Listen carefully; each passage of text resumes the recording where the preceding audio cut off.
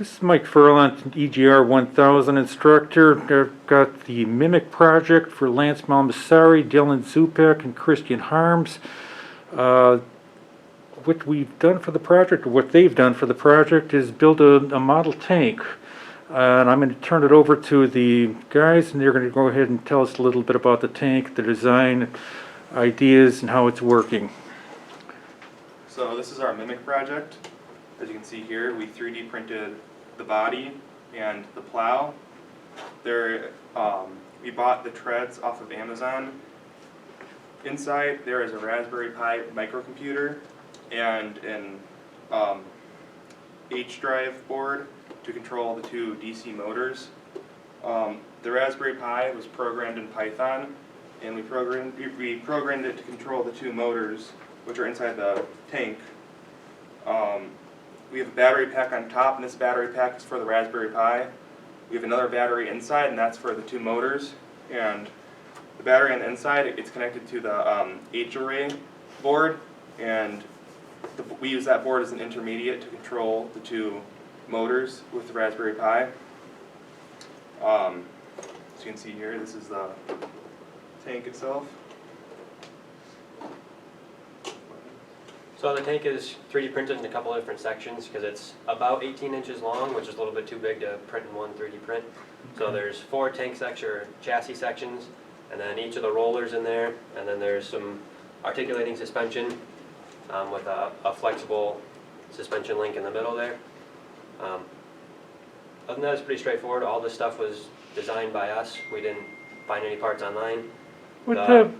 Did you have a tank at home? No. Nothing like It that. was all designed from scratch. I don't remember ever seeing this anywhere, so I don't think I had the idea in my brain at any point. I just kind of came up with a thought and went with it.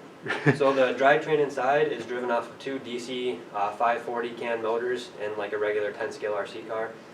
Drives through a worm gear transmission, so the motor drives the worm gear, which spins the spur gear.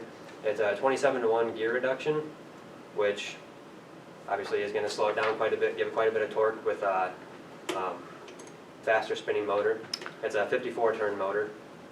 And from there, it just goes out to the metal drivetrain on each side. There's 1 motor per track, so we have full independent control, and drives like a tank. I'll be darned. Now, did you take automotive in school, or what? No. Not.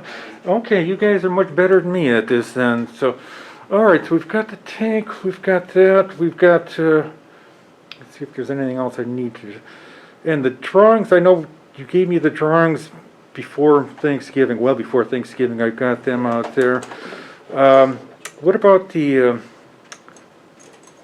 sprockets, any kind of bearings, et cetera, did you guys save that stuff off the net for the design or anything like that? Did you guys? I didn't. In the drawing, actually, we don't have, well, I guess I do, but they're not active bearings. I just kind of drew a 3D shape of the bearing and the exact size that it is, just for fitment. But anywhere there's a spinning rod or in the suspension here where it pivots, there's bearings.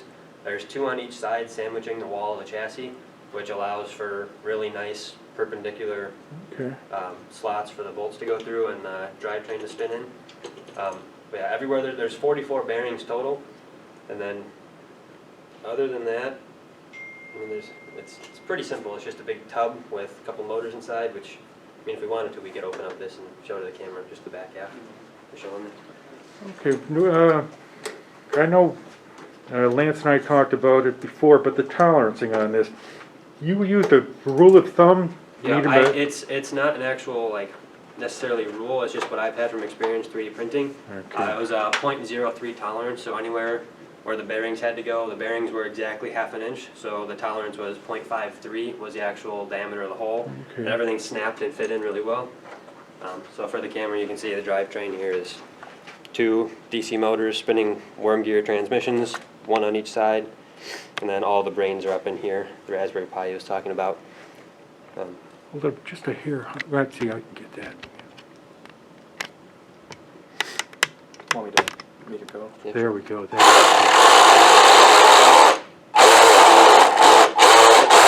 Okay. Yep. Very good. Thank you. Yep. I did look up an article on tolerancing for some of these parts for 3D modeling. pretty much what they told me was trial by error. You got different materials, you got different different machines, et cetera, et Depends on the cetera. material and the printer and the precision of the head on that printer, where everything's gonna be. The printers they have here, not exactly sure what kind they are, but the Stratasys D1200, it works really well. It's a nice, really precise printer, and that's what we printed a lot of the parts on.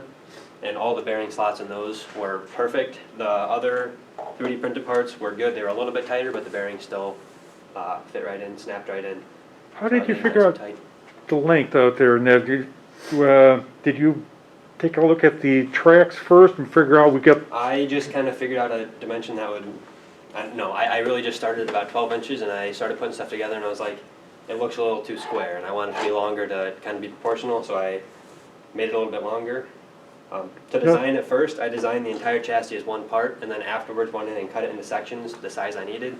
Okay. And you can see on the bottom slightly, it's modular, so there's 4 sections. This section right here is nothing but a U shape with the joints in there, so if we needed to make it longer or shorter, we just you take can out or add a chassis section, so it's all further. modular. I'll be darned.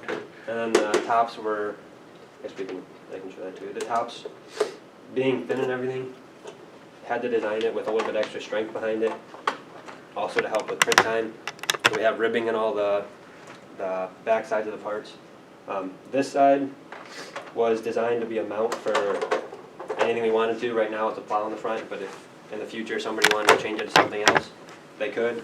These 4 holes are just designed for auxiliary mounts for whatever we want. So 4 holes here, we have a bracket going down to the mount.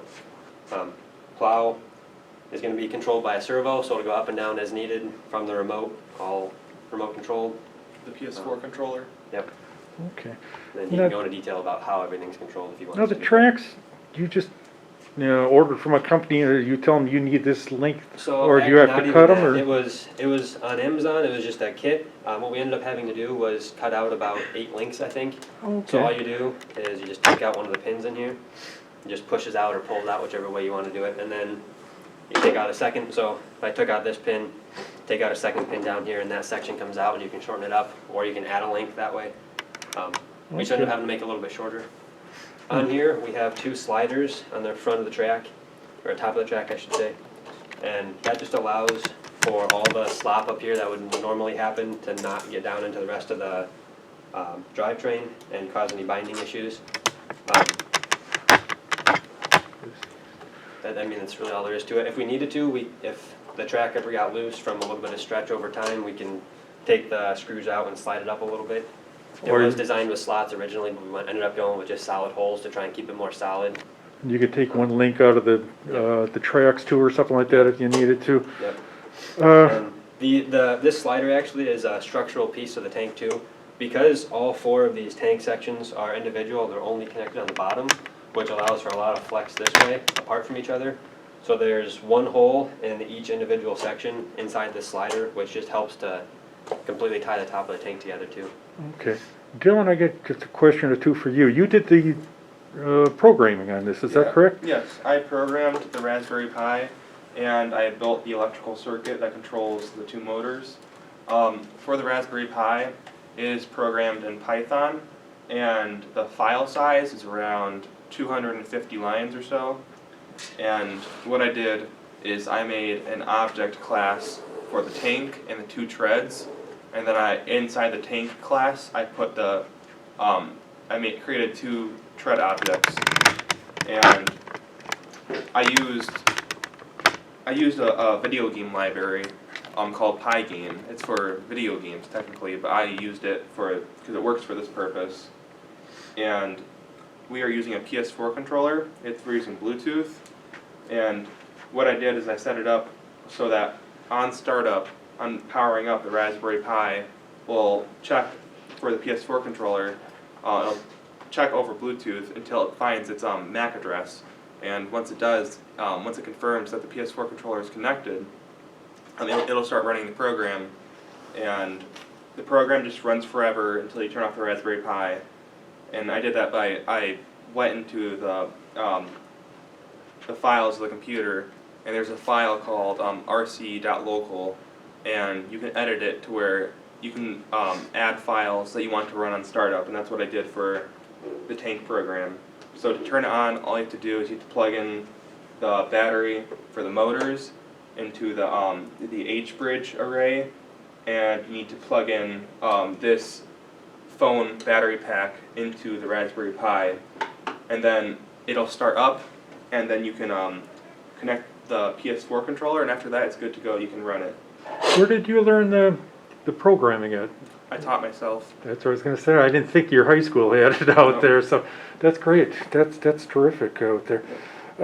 Christian, you did the paper then, is that correct? Yeah. Anything you're going to add to us here then? They covered everything. Okay. All right, and then you've got the paper you're going to turn into me then, right? Or if you've got it on Yeah. line, you're going to go ahead and send me the file out there at least then. And so, otherwise, let's go ahead and run it down there and put it to use out there. Let's just Okay. do a couple of turns out there or whatever else, and you might show them how much guts it's got too. So I programmed it. It can go forward, and backwards. And you can turn. Now, since the two motors they rotate independently, for rotation, I just had it that when you're going forward or backward, and you want to turn, I slow down one motor so that it starts turning slightly. So if we go backward.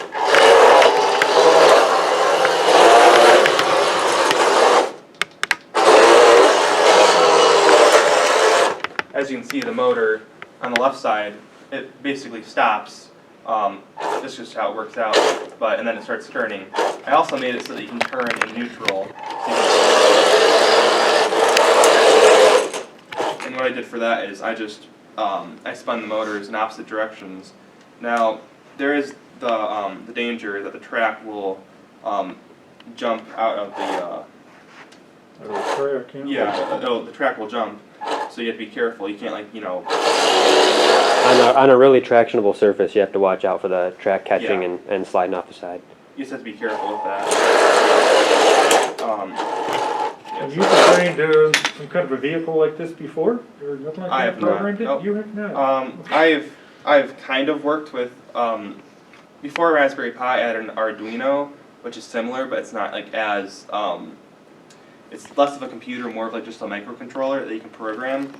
The Raspberry Pi is an independent computer itself, so you can technically use a Raspberry Pi as like a desktop computer, but I'm using it for this purpose because it's just really useful. You can use it for a lot of things.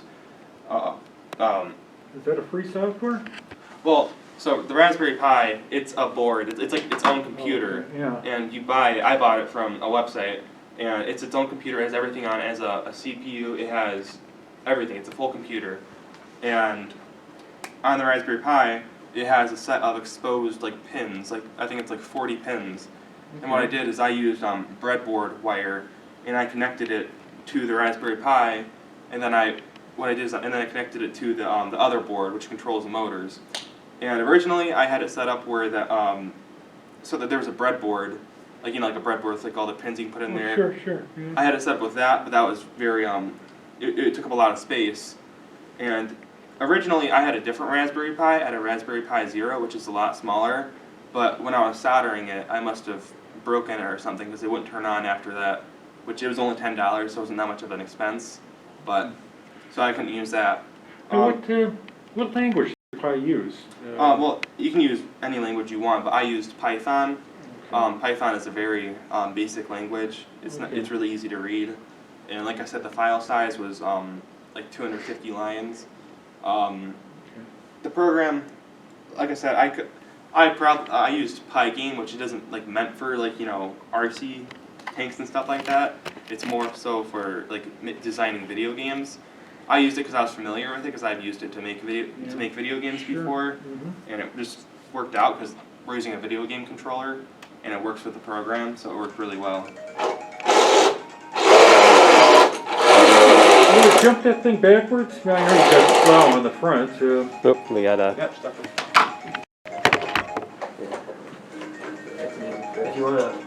If you wanna roll control the tank and just kind of slowly roll the track back. Did you pause the video? Or? Yeah, I did. Yep. So back. Yep. Okay. You want to talk about how you were going to originally do the tower with the gun? We can, I don't have it with me to really demonstrate, so Okay. I mean, It's up to you. I would say no, just because it's not really gonna end up working. So, you want to go ahead and... Oh, yeah. geez. It's on paused, here, yeah. right? Oh, It's down here, yeah, I paused it, just that silver button starts it again. Okay. You can just hang it. Is it going? yes. Now we're going to demonstrate the tank going over an obstacle.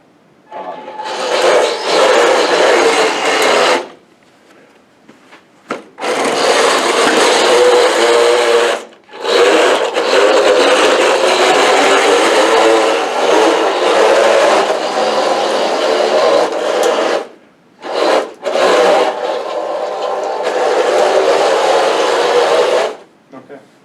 Do you want to Okay. show it pulling a chair? Oh, I think we're good enough here. That, Yeah. Trying your computer on accident. Oh, it's showing because that's why I put the fuses in there. Okay. To prevent okay, well, we're gonna call this a demonstration. For this is the tank Mimic project for EGR 1000. We're gonna call it a day on it. Thank you.